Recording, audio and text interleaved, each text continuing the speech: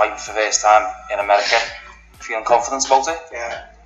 No matter where it is in the world, I'm always feeling confident, but I'm happy to make the debut in sort of like the UFC's territory, you know what I mean, America, so that's where the fan base is, that's where the big fights are, and that's all. Looking forward to it, very confident going into this fight. Good stuff. You know, you've had 3 fights, haven't you? Obviously, your opponent, Woodley, has been quite inactive for the last 12 months. You've had three fights in that time. Do you feel that'll give you the momentum going into this fight? Maybe, yeah. I think the more active you are, the better you don't, you know.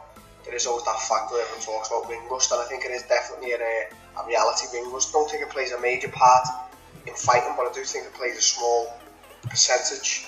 And you know, as you say, all them percentages add up in the end. So I think it will play to my advantage, but also the difference with this fight is Woodley's a lot older, a lot experienced. He's had a lot more MMA fights, so it's not new to him, you know what I mean? So, like, he's been through it time and time again, he's defended his belt, he's the champion.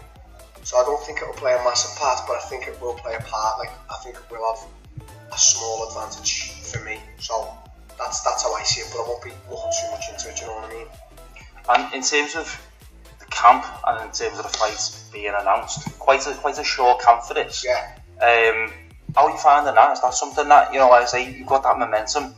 How are you finding that short camp? I think it's better for me because ultimately I don't, like a 10-12 week camp for me is hard because I put my body through a lot, so my body, you know, takes a lot of beating, like every day, a lot of beating to the knees, to the ankles, to the shoulders, you know, like that every day. So, you know, short camp, get in, train hard, recover fast, and you know, there we go, you know, you're fighting in 4 weeks. So I'm happy, it's I like fighting like this, do you know what I mean? So for me, I think for me it's better. Not great concerning, you know, like the weight and that, because then, you know, you have to be more strict, but still, in terms of fight camp, I like it better. Okay, and in terms of, obviously there's a few, you know. Shout out to Fight Hub TV. If you haven't subscribed, please subscribe. While you're subscribing, subscribe to my channel. They got great footage of the Wilder Pianeta press conference and the whole Wilder, the whole Fury Pianeta press conference and the Wilder Fury altercation.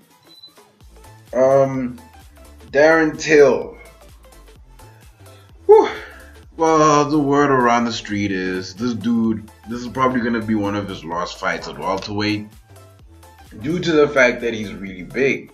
I don't know if you saw the pictures next to him and Tyron Woodley. Tyron Woodley isn't a small dude, man. He walks around at 205, 210. That's light heavyweight bridging onto heavyweight, right? So he's not a small dude. He's yoked to the gills. But Darren Till just looks like he's 2 weight divisions above Tyron Woodley, man. So it would be smart for him to start his weight cut real early, just so he can be around the 170 mark come fight week. Because we all know what happened to Yoel Romero. Yoel Romero needed to lose 1 more pound, and they didn't let him cut weight, even though he's a former Olympian, even though he's had even worse weight cuts where he looked even worse, and, well, he made the weight, right? Okay, no, he didn't. I'm thinking of the Luke Rockhold weight fiasco, and